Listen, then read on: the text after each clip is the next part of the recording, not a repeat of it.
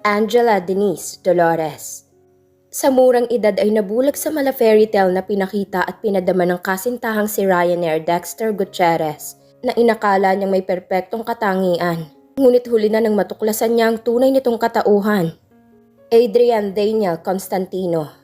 Ang lalaking iniwan niya noon sa pag-aakalang hindi ito karapat-dapat sa kanyang pagmamahal.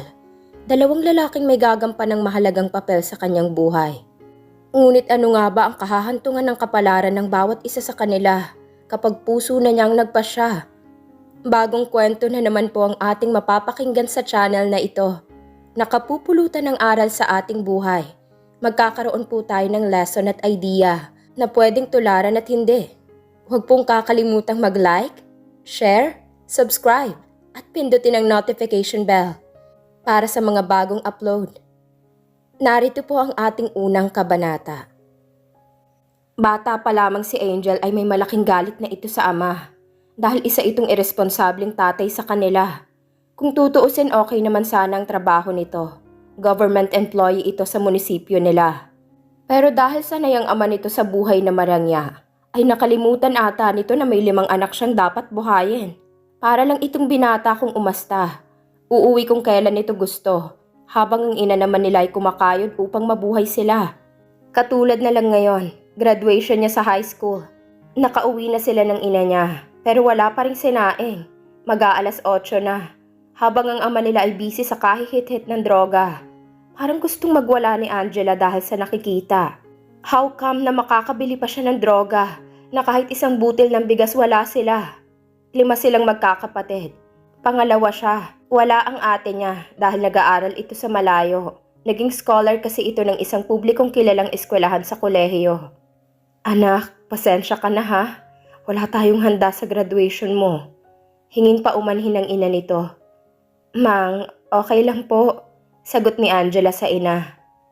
Ako na pong bibili ng bigas. Anito. Inabot ng ina niya ang 20 piso. Ito kalahating bigas lang anak. Ani ng ina nito. Siya naman ay tinitigan lang ang perang inabot sa kanya ng ina. Gusto niya magrebelde dahil sa ama nito. Pero ano nga bang magagawa niya?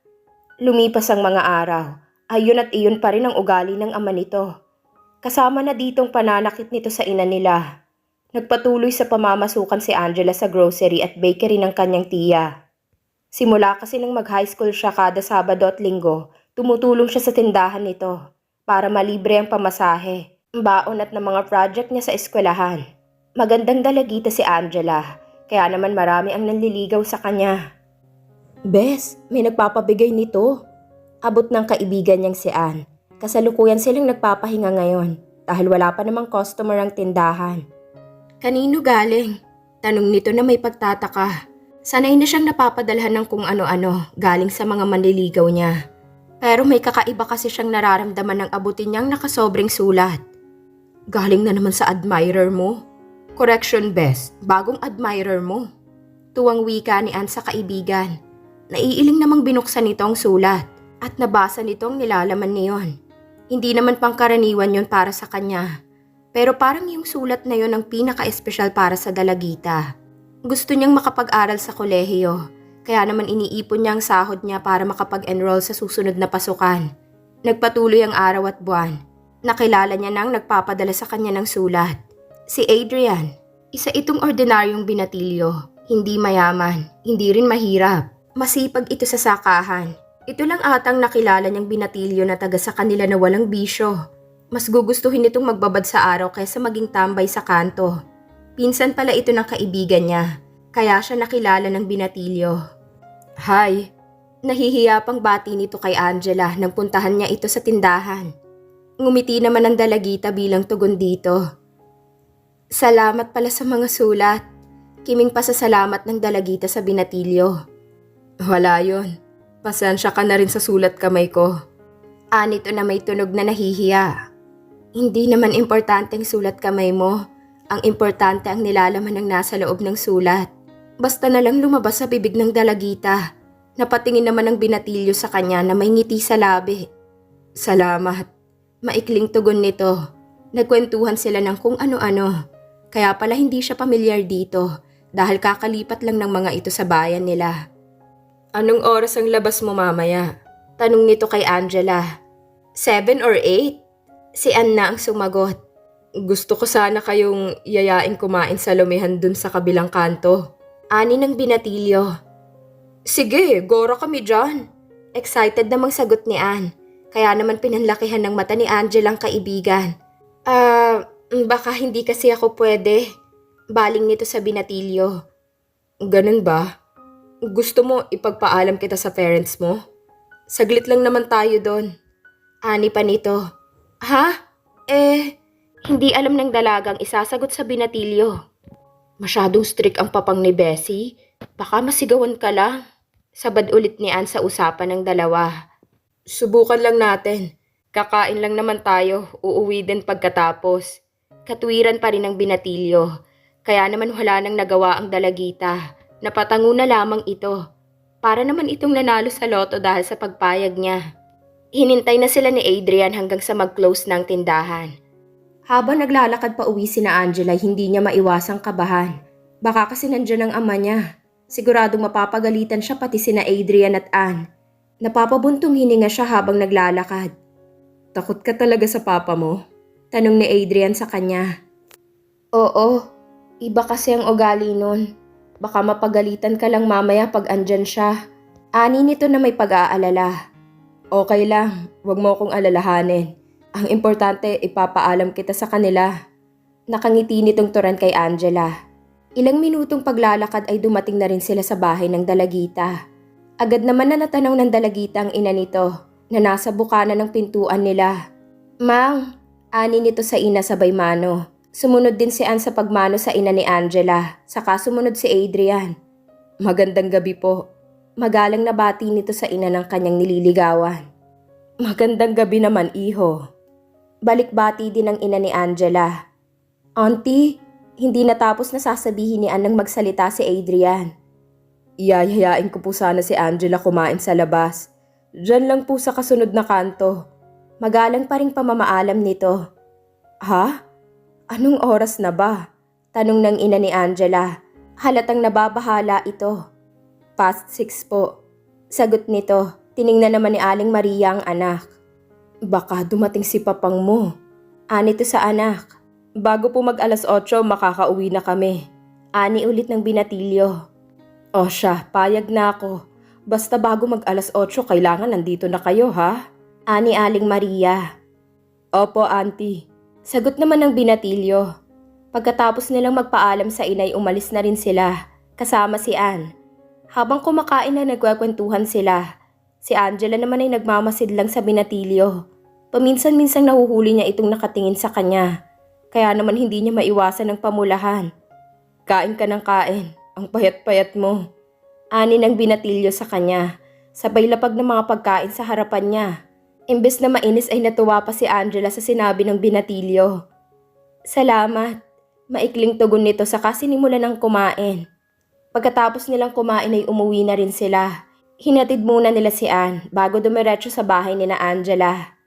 Salamat pala. Ani ng binatilyo habang naglalakad sila. Salamat saan? Takang tanong din ng dalagita. Ngumiti lang ito saka nagsalita ulit. Andito na tayo. Saka tinanaw ang bahay ni na Angela. Bumalik naman ang kaba ng dalagita nang marinig niya ang boses ng kanyang ama. Nasaan ang malanding batang yon? Dinig niyang sigaw ng ama niya. Sige na, alis ka na. Pagtataboy nito sa binatilyo saka pumasok sa bahay nila. Hindi naman mapalagay si Adrian, kaya nagkubli na lang ito sa halaman para malaman kung anong nangyayari sa loob. Hindi niya mapapatawad ang sarili kapag napagalitan ng dalagita ng dahil sa kanya. Napahinga naman siya ng maluwag nang biglang tumahimik ang bahay ni na Angela. Pangako, kapag magiging akin ka, aalagaan kita. Ani nito habang naglalakad papalayo sa bahay ng dalagita. Lumipas ang buwan at ang araw. Naging masugid na manliligaw ni Angela si Adrian. Hanggang sa napagdesisyon na ng dalagita na sagutin na ito. Sa day off mo, simba tayo ha? Yaya ni Adrian kay Angela. Sige, pero magpapaalam muna ako.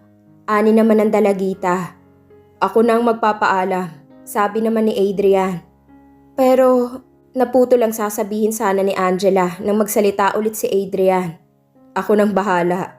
Mas mabuti na yung nagpaalam ako kay papang mo. Wika nito. Sa lahat na nanligaw sa kanya, ito lang ang nagkalakas loob na manligaw mismo sa bahay nila. Nagkataon naman laging wala ang ama niya nang dumadalaw ito. Magiliw naman itong tinatanggap ng ina ni Angela.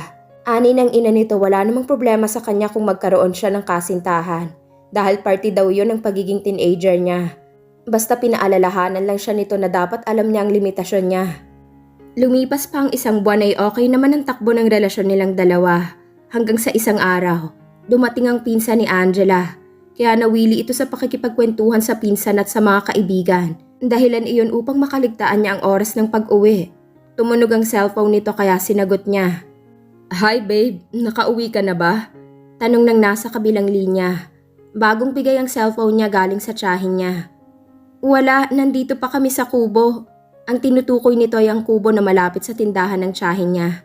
Mag-aalas 8 na, baka hanapin ka na sa inyo. Nag-aalalang wika ni Adrian. Pauwi na rin ako, ani nito. Ngunit hindi niya pa naman nabababa ang tawag ng nobyo ay humahangos na kapatid niyang nakitang tumatakbo sa gawi niya. Ate, si Papang hinahanap ka niya, galit na galit. Humihingal na wika ng kapatid nito. Insan, Bes, mauna na ako sa inyo ha. Saka nagmamadaling kinuha ang mga gamit niya at sabay silang umalis ng kapatid niya. Hindi pa naman sila nakakailang hakbang ay nakasalubong na nila ang ina nila. Mang? Tanong nito sa ina. Magsasalita pa sana ang ina nito nang bigla siyang hinablot ng ama niya. Madilim kasi kaya hindi niya ito napansin na nasa likuran pala ng ina niya. Kinaladkad siya hanggang sa bahay nila. Nasasaktan siya sa higpit ng hawak nito. Pang, masakit po. Ani nito. Masakit? Di ba sinabi ko sa'yo kailangan pagdating ng alas 7 nakauwi ka na? Nanggigigil na sigaw ng ama nito. Naamoy ng dalagitan na nakainom ito dahil sa amoy alak ito. Ngayon lang naman po. Ani nito na nanginginig na sa takot. Ngayon? Pagbibigyan kita ngayon. Bukas uulitin mo na naman. Kaya halika. Sabay kaladkad nito sa anak. Halos madapa na si Angela sa ginagawa ng ama nito. Nasa kalsada pa sila ngayon. Paano na lang pagdating sa bahay nila? Alam na alam niya kung ano ang kayang gawin ng ama niya sa kanya. Bert, tama na yan. Pagpipigil ng ina ni Angela sa kabiyak ng nasa loob na sila ng bahay nila. Tinapunan niya lang ito ng masamang tingin habang tinatanggal nito ang balat na sinturon nito. Itong babagay sa kanya. Sabay hawak ng buhok ni Angela. Saka sinimulang sinturonin. Wala itong pakialam kung saang parte ng katawan ng anak niya ito matamaan. Para itong halimaw na nanggigigil. Pang! Tama na! Sigaw ni Angela dahil sa sakit. Kasabay ng pagsigaw niya ay naguunahang tumulo ang mga luha nito. Pilit namang hinuhuli ng ina ng dalagita ang kamay ng kabiyak nito para pigilan ito sa pananakit sa anak. Tama na! Sabay harang ng katawan nito sa akmang pagpalo ulit ng kabiyak sa anak nito. Yan! Ganyan! Kampihan mo ang anak mo! Kaya lumalaking matigas ang ulo at naglalande! Kinukonsinti mo kasi! Bulyaw nito sa asawa sabay tabig kay Aling Maria. Hinablot ulit nito si Angela, saka pinaupo sa upo ang kawayan niya. Magre-react pa sana ang ina nito nang biglang sinampal niya ang dalagita. Akmang sasampalin niya ulit nang sumigaw ang bunso nilang kapatid na umiiyak. Tama na po, Pang! Sabay lapit sa ama. Sa lahat silang magkakapatid itong hindi napapagalitan o napapalo ng ama nila. Napayuko naman si Angela habang namimilipit sa sakit. Wala nang luhang may lumalabas sa mga mata niya. Sobrang sakit ang nararamdaman niya kung bakit ganun na lamang ang galit ng ama niya sa kanya. Wala naman siyang ginawang masama. Nagkataon lang naman na hindi siya nakauwi ng maaga. Siya lang atang 15 anyos na binubugbog pa ng ama sa walang dahilan. Napansin niyang may pulang likido na tumutulo sa galing sa bibig niya. Kaya napataas siya ng tingin. Wala na ang ama niya sa harapan nito. Ate! Nababahalang lapit ng isa sa kapatid niya. Mang, dumudugo po ang ilong ni ate. Tawag ng kapatid nito sa ina. Agad naman siyang dinaluhan ng kanyang ina. Tahimik lang na tumutulo ang luha ni Angela. Marami siyang katanungan kung bakit hindi magandang ugali ng kanyang ama. Hinawi ng ina niya ang buhok na nakatabing sa mukha nito. Namumula ang mukha nito habang tinitingnan ng anak. Gusto niya na ding humagulgol pero pinigilan niya ito. Nak, halika, gagamutin natin ang sugat mo. Ani ng ina nito sa kanya. Wala namang reaksyon galing sa dalagita. Nakatulala lang ito sa kawalan. Nilapitan ito ng kanyang ina sa kaniyakap. Parang doon lang siya nabalik sa katinoan. Mang, anak ba talaga ako ni Papa? Tanong nito habang patuloy sa pagtulo ang luha niya. Nak, pagpasensyahan mo na si papang mo. Alam mo naman na takot lang yun na kayo ang magbabayad ng mga nagawa niya noon. Ang tinutukoy ng ina nito ay ang kamalian ng ama nila noon. May anak kasi ito sa labas. Kaedad niya lang. Natatakot ito sa karma. Takot? Anong kinatatakot niya? Kailangan ba talagang humantong sa ganito? Na kung saktan niya ako, kayo, at mga kapatid ko, parang hindi niya kami kadugo. Nasaan ang pagiging ama niya sa amin? Bakit kayo, Mang, natitiis niyo siya? Na alam kong kaya mo naman siyang iwan. Hindi na kasi tama ang ginagawa niya. Malalaki na po kami para bugbugin. Lumuluhang ani ni Angela. Nagagalit siya sa ama. Sukdulan ang galit niya. Kinaumagahan ay ring ng ring ang cellphone niya. Ayaw niyang abutin yon para sagutin. Halos hindi siya makatulog dahil sa hapti ng mga sugat niya. Dagdagan pa ng luhang kusa lang tumutulo na hindi niya mapigilan. Hindi siya pumasok sa trabaho niya dahil sa mga pasa at sugat niya. Halos na puno ng sugat ang katawan niya. Ate, sagutin mo na ang tawag. Ani ng kapatid niya sabay abot ng cellphone nito sa kanya. Kaya inabot niya na rin iyon. Hello? Sagot niya sa kabilang linya na namamaos ang boses. Jella? Tawag naman ni Adrian sa pangalan niya. Napakurap naman si Angela. Bigla niyang nakalimutan na may kasintahan pala siya. Andito ako sa tindahan, pero sabi ni Ann hindi ka daw papasok. May problema ba? Nag-aalalang tanong nito. Kapag sinabi niya ba sa kasintahan na nangyari sa kanya, may maitutulong ba ito? Wala. Wala dahil katulad niya lang ding itong wala pang alam sa buhay. Wala. Gusto ko lang magpahinga. Pinipilit niyang huwag maiyak. Pupuntahan kita dyan sa inyo. Ani nito. Wag! Napataas na boses na wika nito. May ibibigay lang ako sa'yo. Ani ulit ni Adrian. Saan bang hindi mo naiintindihan? Sa wag kang pumunta dito. Galit na wika ng dalaga. Pwede ba wag kang mapilit? Wag mo nang dagdagan ng problema ko. Sabay ng patay ng cellphone nito. Nagpaplano na siyang hiwalayan si Adrian para mabawasan ang mga dinadala niya. Adrian is a really good guy. Wala kang mapipinta sa katangian nito. Pero sa ngayon walang may maitutulong si Adrian sa kanya. Napabuntong hininga siya, saka pinikit ang mata. Hindi siya lumalabas ng kwarto nila. Ni pagkain hindi niya ginawa. Wala na siyang pakialam kung mabubugbog na naman siya ng kanyang ama. Isang linggo na siyang hindi pumapasok sa tindahan ng tiyahin niya. Medyo naghilom na rin ang mga pasa niya. Maliban sa labi nitong may kaunting magapa. Naligo at nag-ayos siya ng kanyang sarili. Ilang araw na rin silang hindi na nagkikita ng kanyang ama. Na kanyang ipinagtataka dahil walang sigawan na nangyayari sa bahay nila. Napangiti siya ng mapakla. Baka natauhan na. Ani nito sa kawalan. Humarap siya sa salamin at tiningnan ng maigi ang itsura nito. Sabi nga ng iba maganda siya. Pero para sa kanya isa lang siyang pangkaraniwang dalagita sa bayan nila. She tried to smile in the mirror. Life must go on. Tama ng pagmumukmok, naisip ni Angela. Nang lumabas siya ng kwarto ay nakita niya ang kanyang ina na nagluluto para sa agahan nila. Mang, magandang umaga. Bati nito na pinilit ngumiti. Anak, papasok ka ba sa trabaho mo ngayon? Tanong ng ina nito. Opo, Mang. Sagot nito saka tinulungan ng ina sa ginagawa.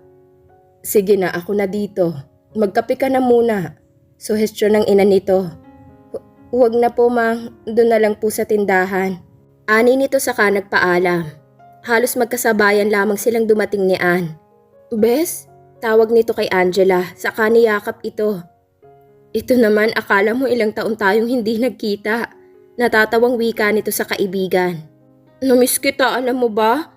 Gusto sana kitang puntahan sa inyo kaso lang naging busy ako masyado dito sa tindahan. Ani nito. Okay lang, ano ka ba? Saka tinulungan na nilang buksan ang tindahan. Kamusta ka naman? Tanong ni Ann sa kanya. Okay na yung mga pasa at sugat ko, kaya ibig sabihin okay na rin ako. Ngumiti pa ito para hindi na mag-alala ang kaibigan. Naiinis ako at nagagalit. Sobra-sobra naman yung ginawa ng papang mo. Akala mo naman nakapatay ka ng tao kung saktan ka niya. May panggigigil na saad nito. Bumuntong hininga muna si Anne bago nagsalita ulit. Kaya nga gusto kong mag-enroll sa susunod na pasukan para mapatunayan ko sa kanya na hindi ako malanding anak niya at para na rin hindi niya na kami masasaktan ulit. Wika nito. Hay, ewan. Kung ako sigurong anak niya, naglayas na ako at nagrebelde na ako.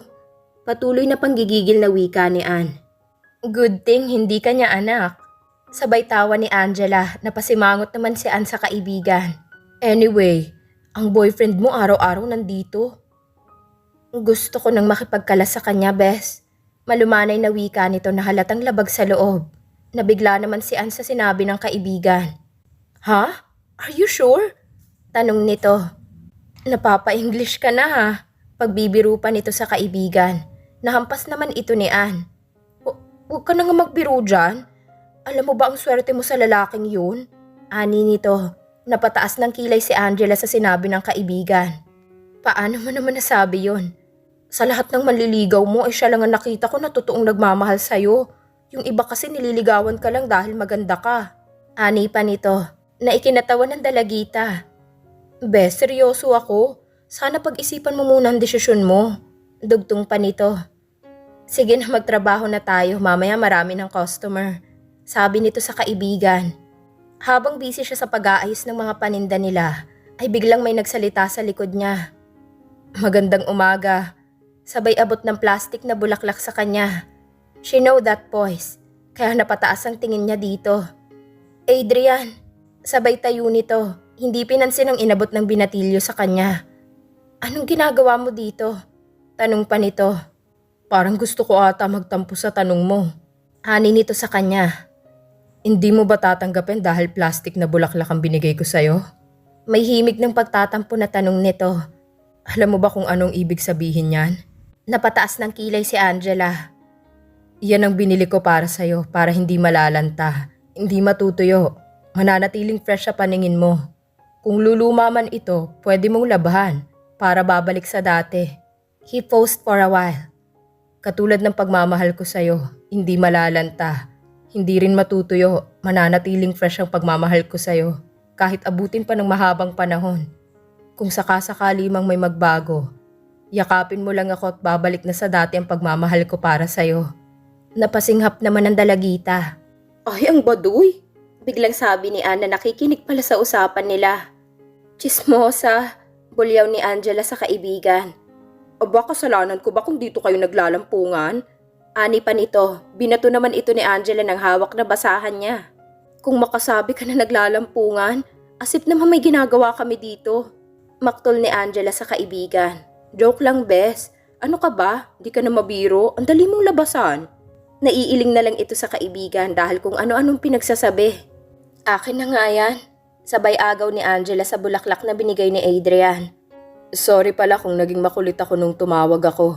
Gusto ko lang naman, tinaas naman ni Angela ang kamay nito para tumahimik si Adrian. Okay na, huwag na natin pag-usapan yon. Kita na lang tayo sa day off ko. Ani nito sa binatilyo na hindi nakatingin. Sige, dadalhin kita sa taniman namin. Namumunga na yung mga mangga doon. Masayang wika ni Adrian, napabuntong hininga lang si Angela. Magtatrabaho muna ako ha? Ani nito sa kasintahan.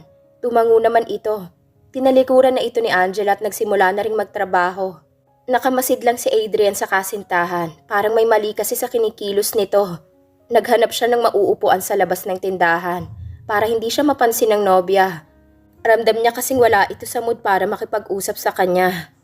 Ilang araw niya din itong hindi nakita kaya miss na miss niya ito. Adrian!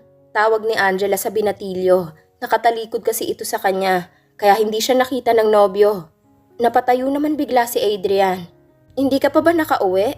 Takang tanong ni Angela dito. Nahihiya namang napatango ang kasintahan sa kanya. Adrian, please, sa linggo na tayo mag-usap. Kailangan ko magtrabaho ng maayos ngayon dahil halos isang linggo akong hindi naka-duty. Ani nito na mayamot sa boses. Sorry, hindi naman kita iistorbohin. Mangangatwiran pa nito. Aalis na ako, kita na lang tayo sa linggo. Sabay talikod nito para tuloy inuusig siya ng konsensya niya. Ang planong pakikipaghiwalay sa binata ay isasantabi niya muna.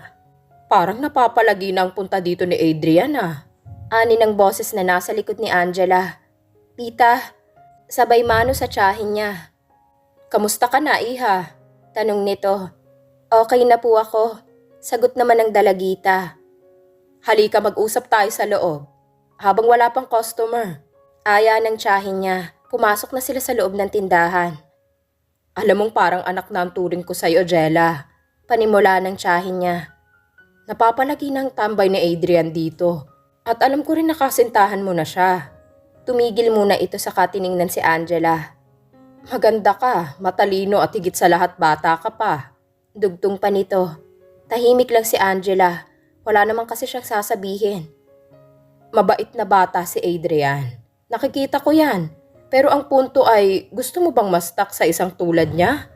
Walang ibang kayang gawin kundi ang magsaka. Gusto mo bang patunayan sa ama mo na tama siya sa inaakusan niya sa'yo? Tanong nito ulit. Umiling naman si Angela bilang tugon dito. Marami pang iba, lalo na kung mapapadpad ka pa sa ibang lugar. Sigurado may makikilala ka pang masigit kay Adrian. Pero desisyon mo pa rin ang masusunod. Sinasabi ko lang to sa'yo para ma-aware ka. Ani ng tiya nito. Look around you. Sabay gala ng mata niya sa paligid. Tingnan mong mga kabataang nakapag-asawa ng mga magsasaka. Nilibot din ni Angela ang mga mata sa labas ng tindahan na makikita ang mga dumadaan. Hindi ko minamaliit ang pagiging magsasaka, pero gusto kong maranasan mo magandang buhay sa labas ng bayan natin. Enjoy mo muna ang pagdadalaga mo.